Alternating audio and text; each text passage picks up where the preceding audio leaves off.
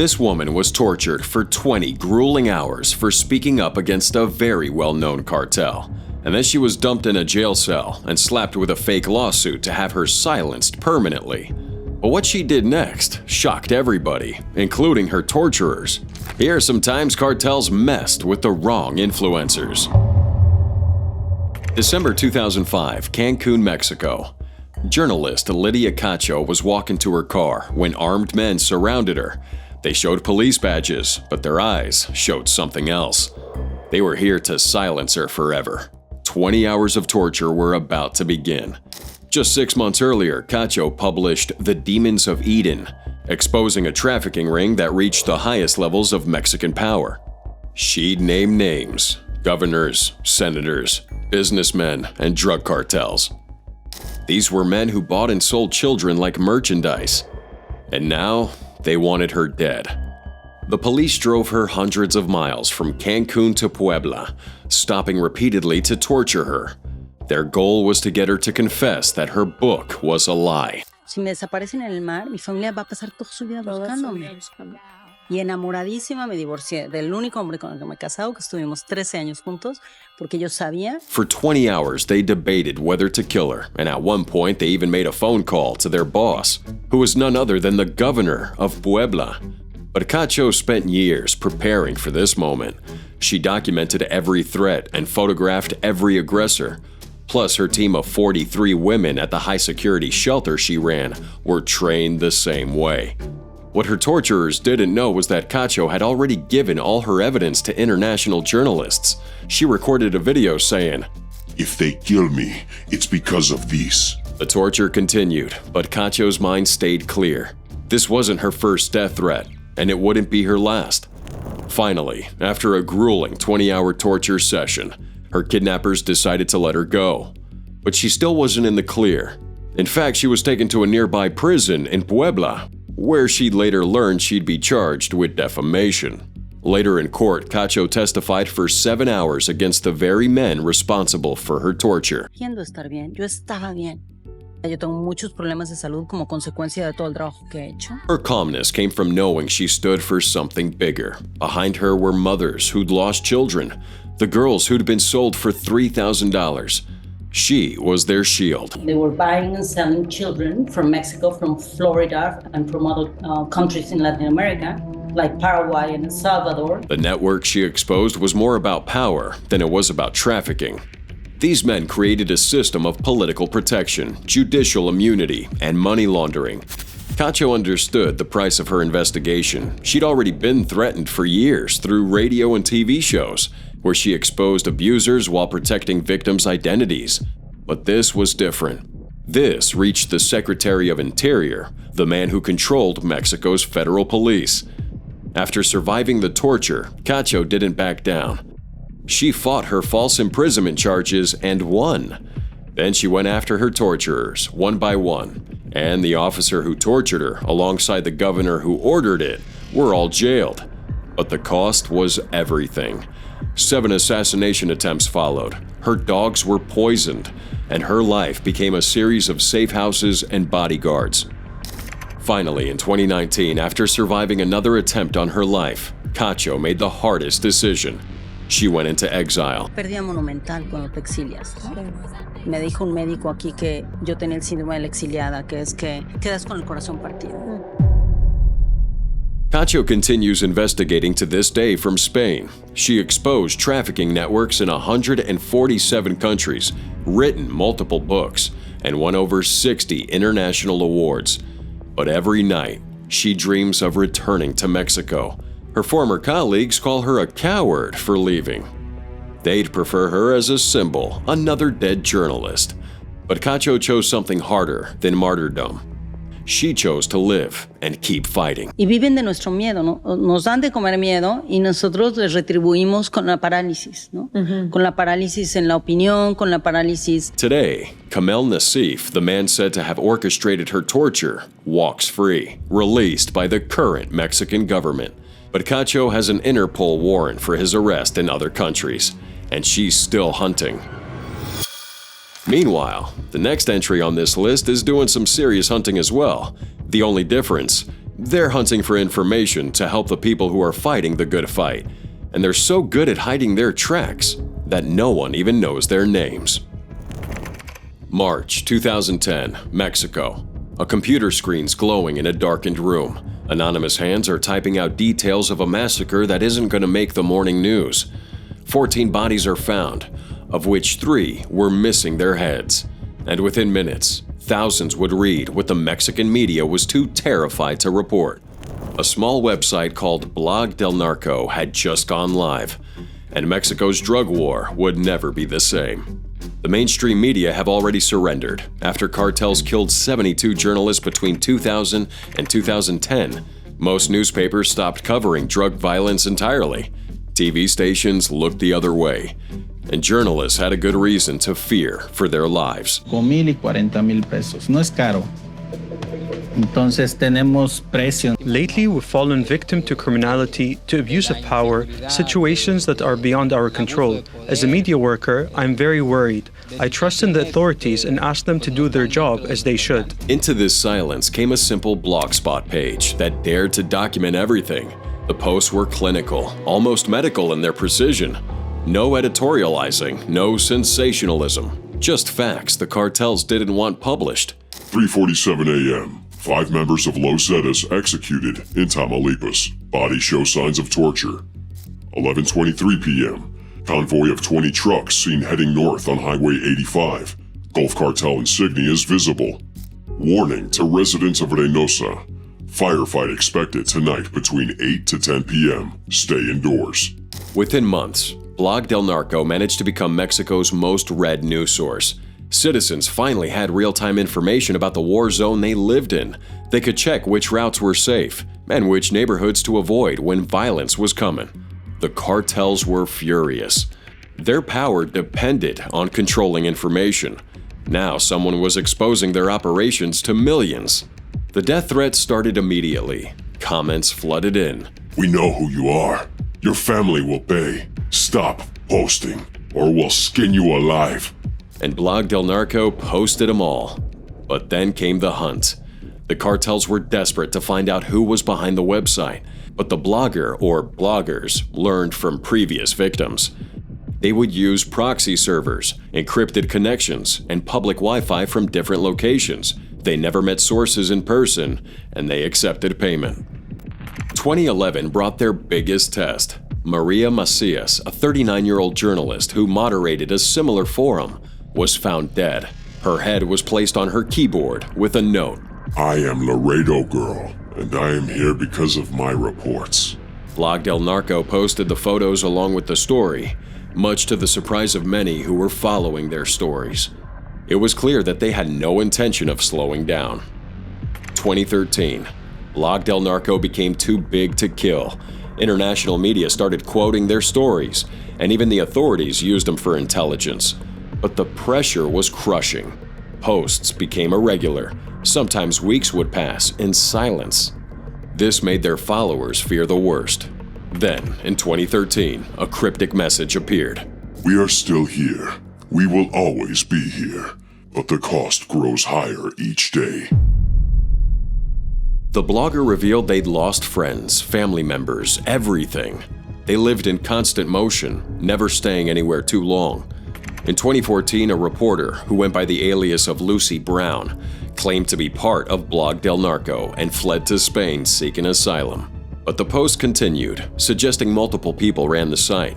The real identity or identities remain unknown. Today, Blog del Narco still exists, though posts are sporadic. Its legacy lives on in dozens of similar sites, and an entire network of anonymous watchers documenting what cartels do in the darkness. We'll keep on informing, but the most important thing is to stay alive. Now, the entry in this next list isn't exactly a person.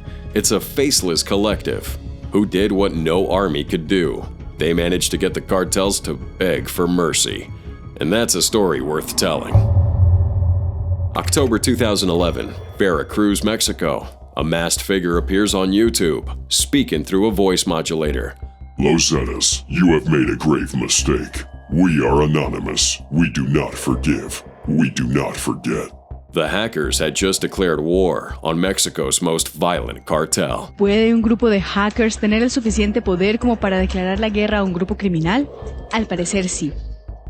Eso fue justamente lo que hizo un grupo autodenominado Anonymous Iberoamérica. In the age of social media, you don't need millions of followers to be an influencer. Sometimes all you need is a Guy Fawkes mask and the ability to destroy lives with a keystroke.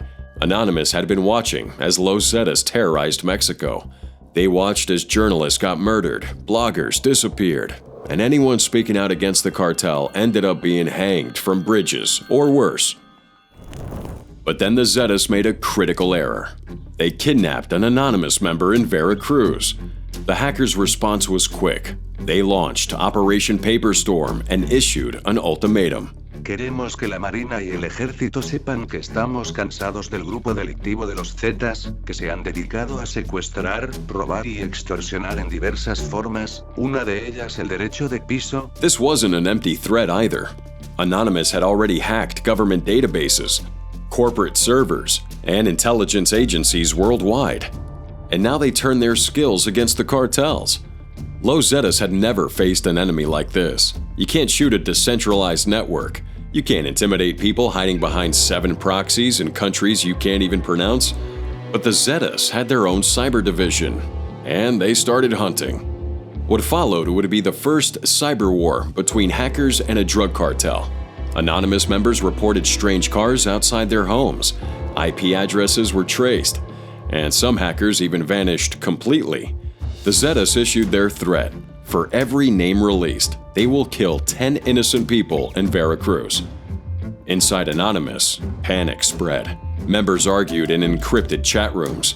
Some wanted to proceed with the data dump, while others realized they were playing with forces they didn't understand.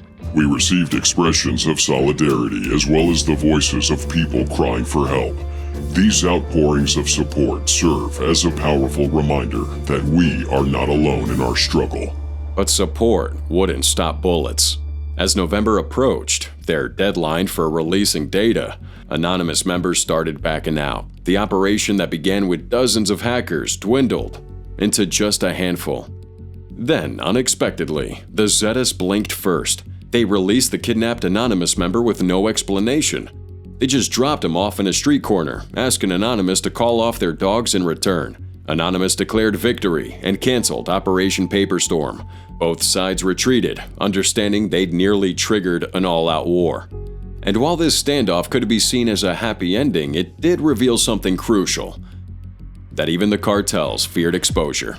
Anonymous had found their weakness, not with guns nor governments, but with information. Today, Mexican cartels employ full cybersecurity teams. Turns out what they learned back in 2011 is that in the digital age, a teenager with a laptop could be more dangerous than a rival cartel with automatic weapons.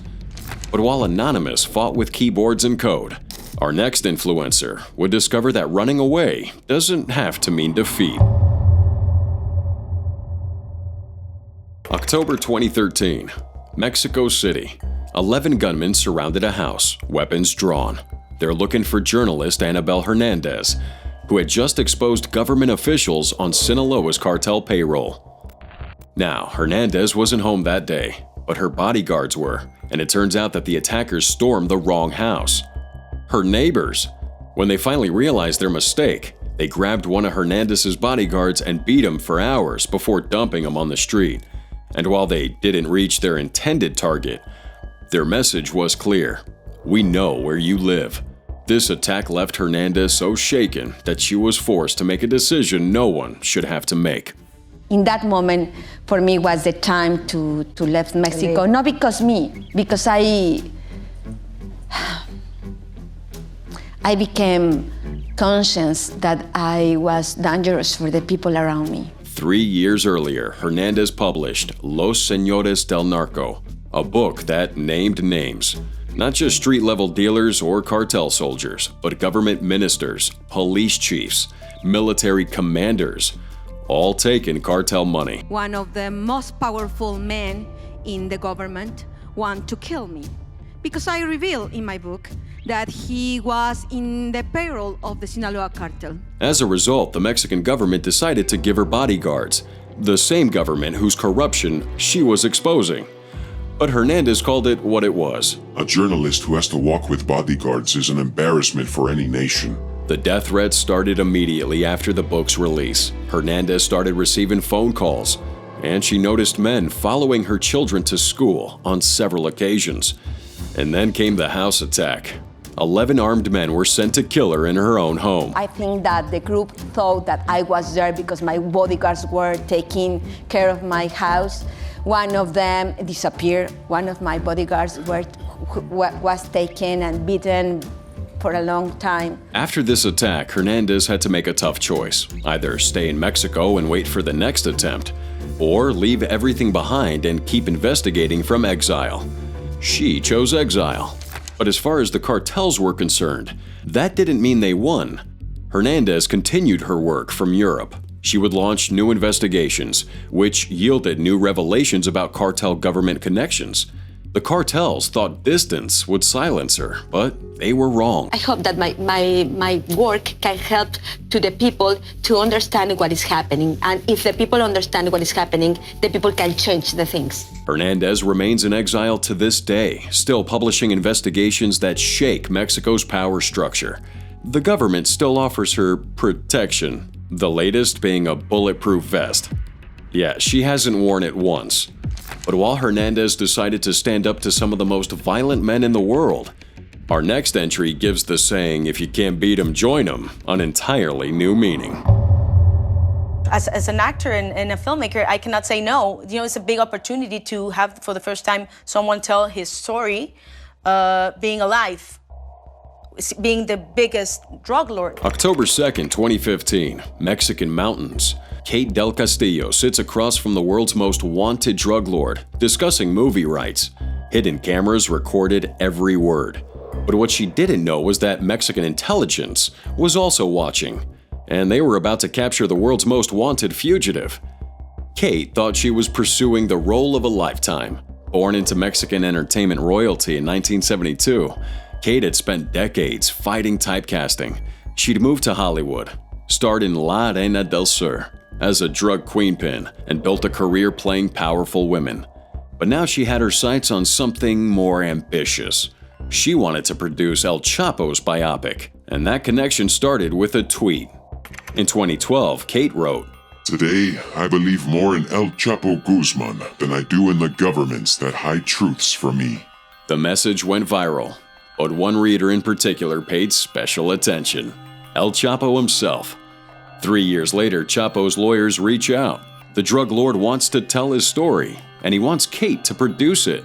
She saw the opportunity to create something unprecedented. Quiero dejar en claro el contenido de esta entrevista es exclusivo para la señorita Kate del Castillo y el señor Sean Penn.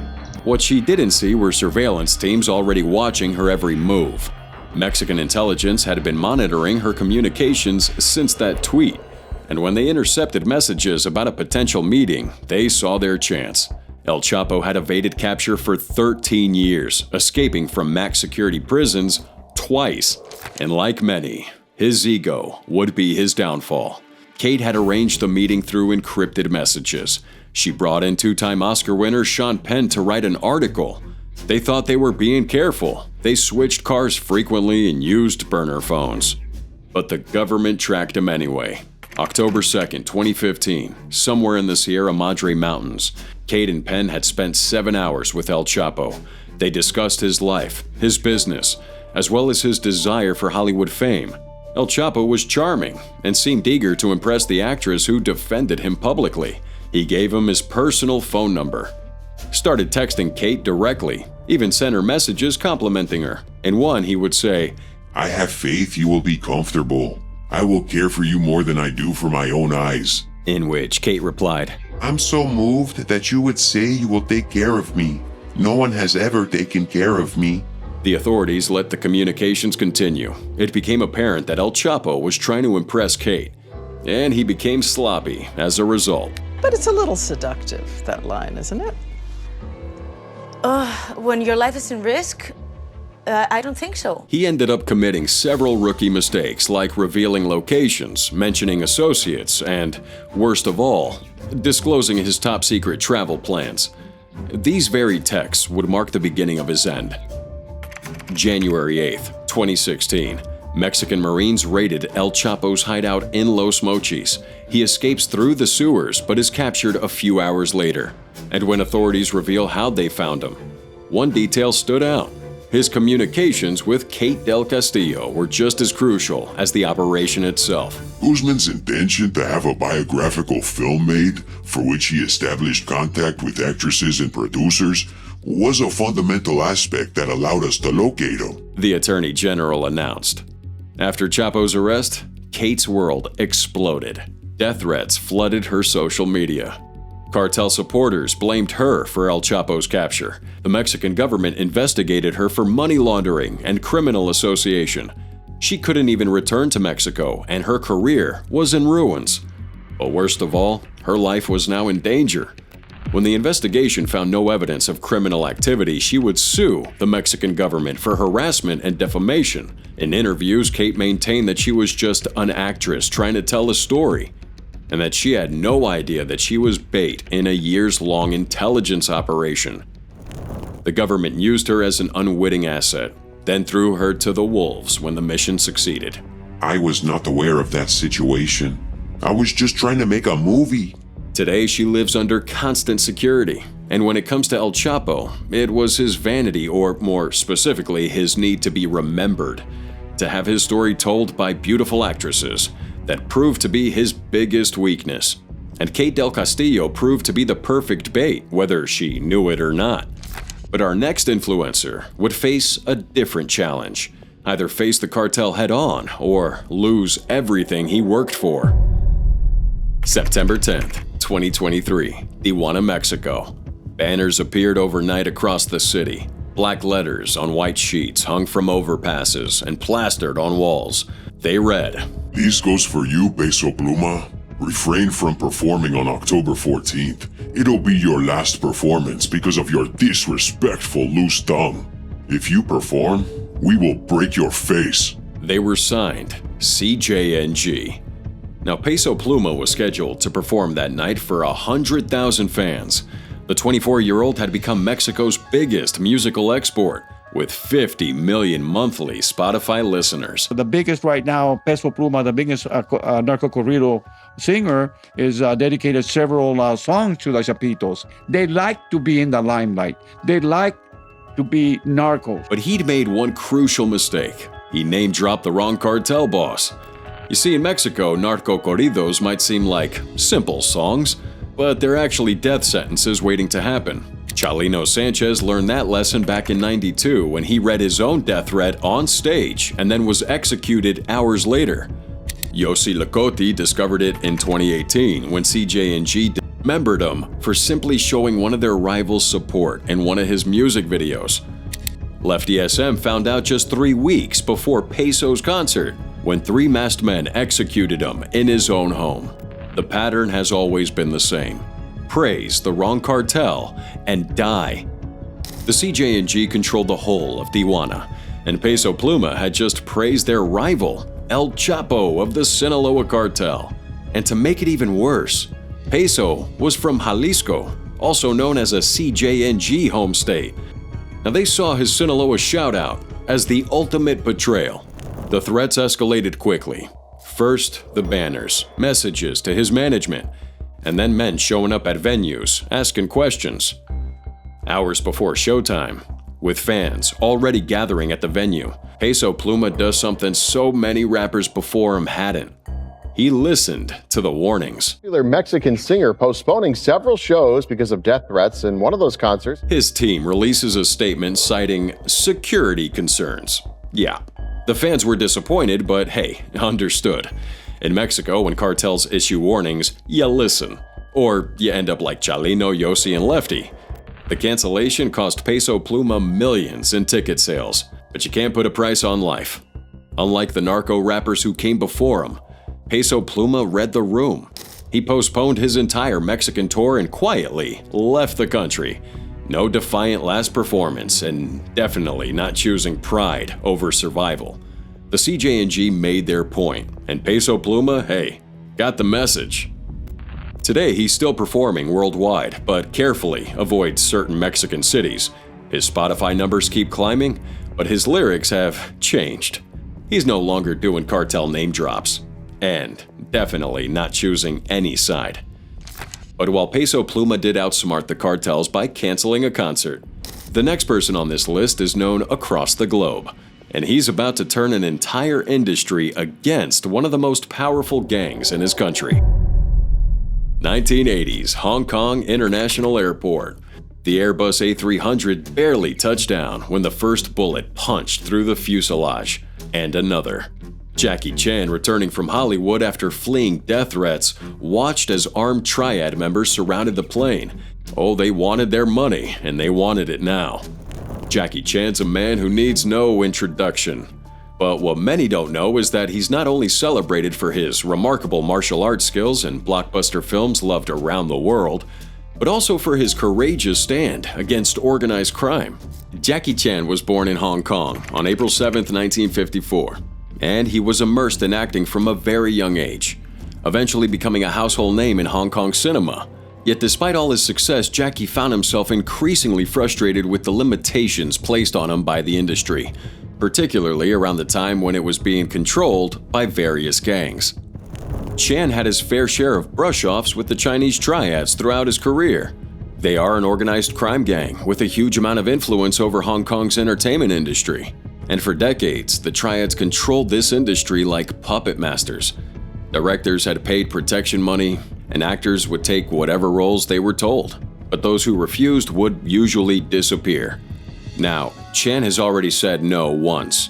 That's why he fled to America in the first place. 我就話嚟到現場，先俾5萬佢哋，跟住每日俾5000，臨拆警嗰日就要俾3萬，如果唔係就燒報警。我覺得好離譜啊！嗰啲人嗰啲樣咧仲係。But now he was back, and the message was clear. Nobody says no to the triads twice. What happens next would change Hong Kong cinema forever. After the airport shooting, Chan made a decision that shocked everyone who knew him. Instead of hiring bodyguards or just fleeing again, he started carrying 3 guns at all time for protection. From that moment on, I needed to carry a gun every day when I went out. And his intuition was spot on. 2 weeks later, Chan's eating dinner at a restaurant in Causeway Bay when 20 armed triad members walked in. They surround his table, weapons visible under their jackets. Chan reaches under the table, where he'd hidden 2 pistols. Then he stood up, pulled out a 3rd gun, and told them things had gone too far. The triads weren't used to actors fighting back, especially not with their own weapons. I'm the first one to say in the newspaper, I hate the bloody gangster.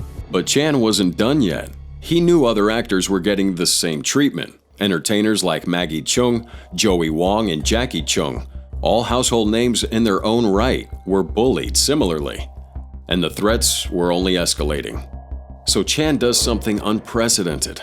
He spent $500,000 hiring protection from mainland China, not for himself, but for every peer being threatened.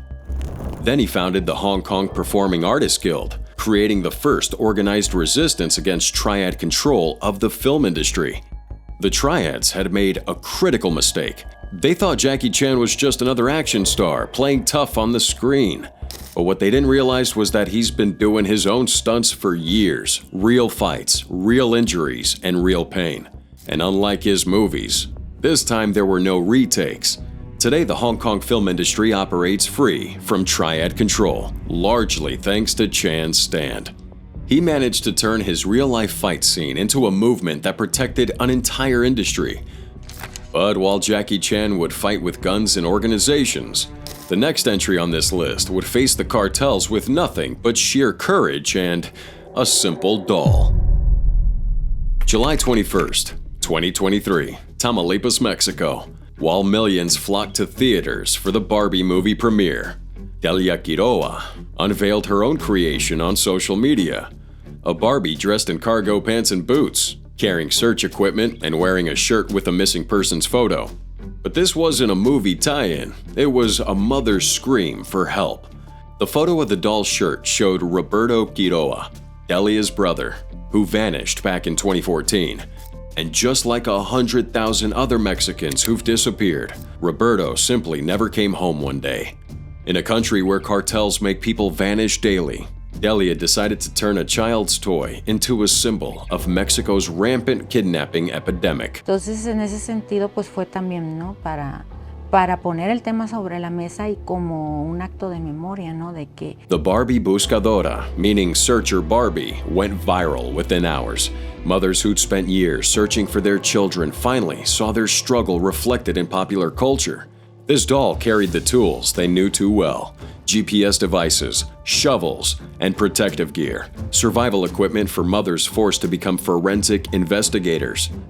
Every weekend across Mexico, groups of mothers searched fields, dug up unmarked graves, and sifted through bones. They do the job local authorities won't do, looking for any trace of their missing children. Many had found cartel mass graves. Some had found their loved ones, but most find only more questions. And Delia's Barbie captured this horrific new normal. The response split Mexico. Supporters praised Delia for forcing people to confront the crisis. Critics accused her of exploiting tragedy for social media attention. Now, some even said that she was normalizing violence by turning it into a doll. But for Delia, the controversy meant that people were finally talking about the disappeared. The timing was deliberate. As Barbie mania was sweeping the world, Delia managed to hijack the conversation.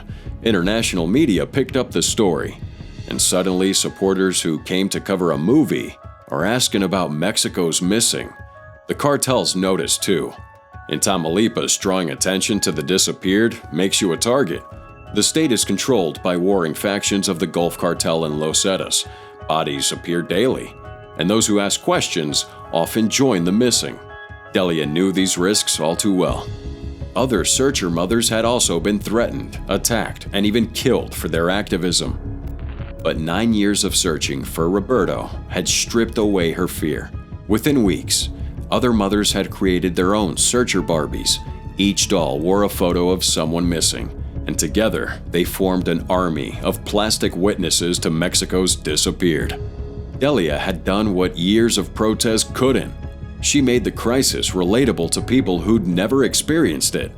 Today, Delia continues searching for Roberto, while running support groups for other families. Her searcher Barbie sits on her desk as a reminder that sometimes the most powerful protest comes in the smallest package. May 5th, 1968. Soledad State Prison, California. Danny Trejo sitting in solitary confinement, facing the death penalty for assault. At 24 years old, he'd already spent most of his youth cycling through California's most violent prisons, from San Quentin to Folsom, and now Soledad. But in that cell, something broke inside him, or maybe something finally healed. Trejo's path to this moment started early.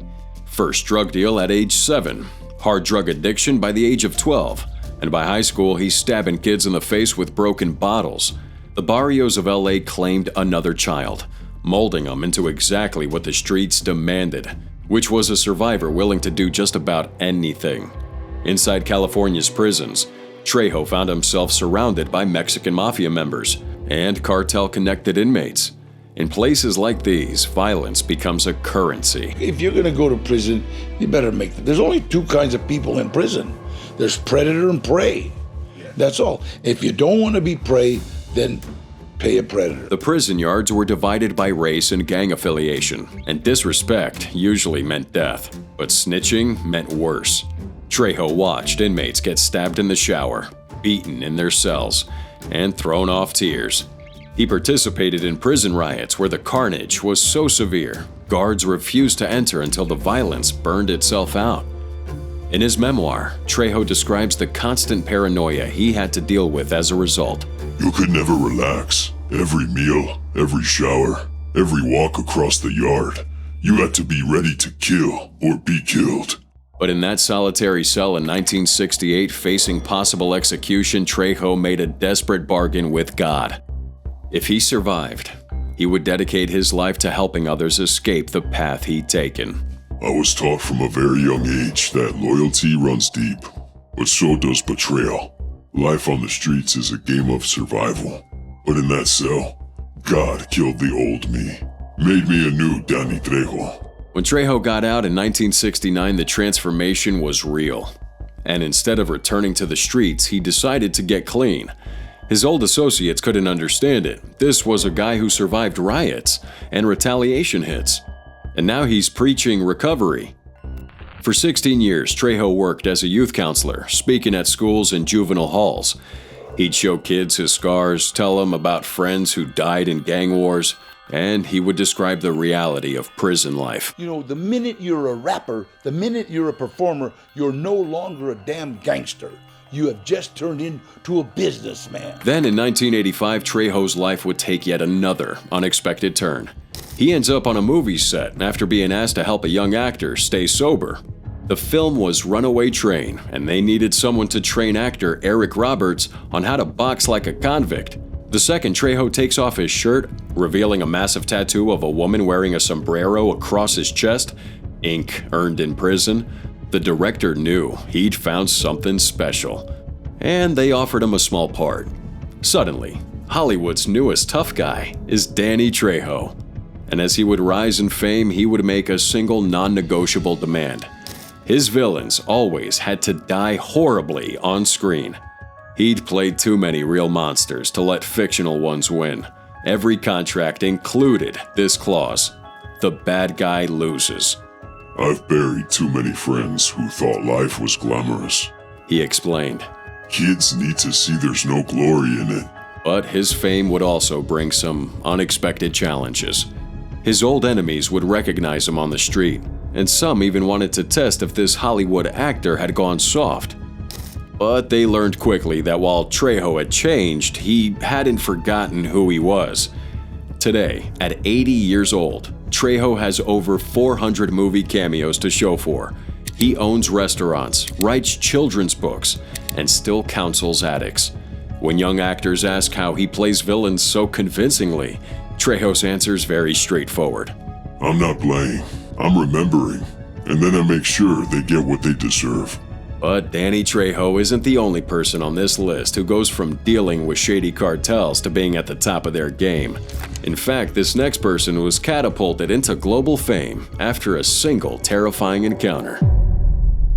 May 24th, 2000, outside a house in Queens, New York, a grandmother tends to her garden.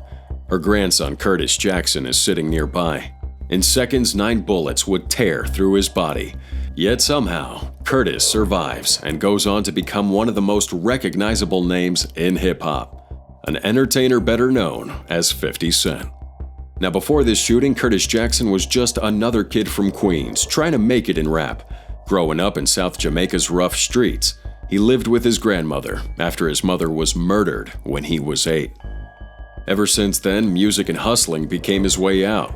By 2000, he'd caught the attention of Jam Master Jay and was about to release his first single, How to Rob, a song that mocked big-name rappers. But someone else had noticed him too. 50 Cent had grown up in Queens, right? Where Kenneth Supreme McGriff's drug empire controlled everything. The Supreme Team gang had hundreds of gang members, moving drugs throughout all 5 boroughs of New York. And in Queens, McGriff's word was law. Now, McGriff ran his organization like a corporation. Anyone threatening his business ended up dead. So when 50's lyrics started hitting too close to home, McGriff decided to send a message. He wanted to show what happened to people who spoke about his operations, even in songs. That May afternoon started normally for the Jackson family. Right behind me is my grandmother's home. I came out like 12 o'clock in the afternoon, May 24th. She was bent over, actually, planting flowers in the garden, and I walked over here to sit next. But then everything exploded into violence. Car pulled up on the side of us.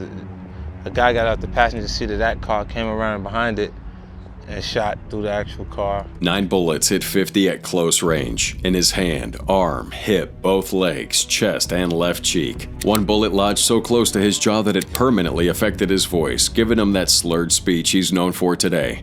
Well, you know, it's a life-threatening situation. It's just not.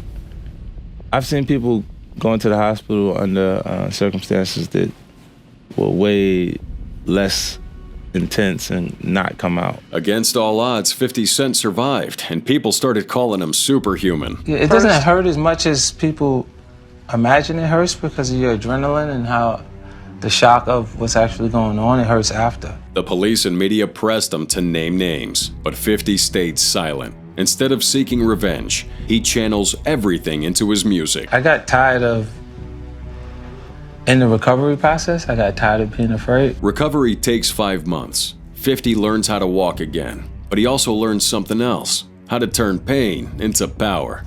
He starts writing with new intensity. His mixtapes caught Eminem's attention, leading to $1 million deal. Songs like Into Club and Candy Shop top charts worldwide. And the rest is hip-hop history. Well, I don't know what the criteria are for street credibility. Or That's it. If there's something that creates more merit for you. I looked at that experience as something that was unfortunate. Today, 50's building an empire spanning TV shows, movies, and business ventures. The shooting that was meant to end his career only made him stronger. And as for McGriff, well, he's serving life in prison. He didn't just fail to kill 50 Cent that day. In doing so, he accidentally created a legend.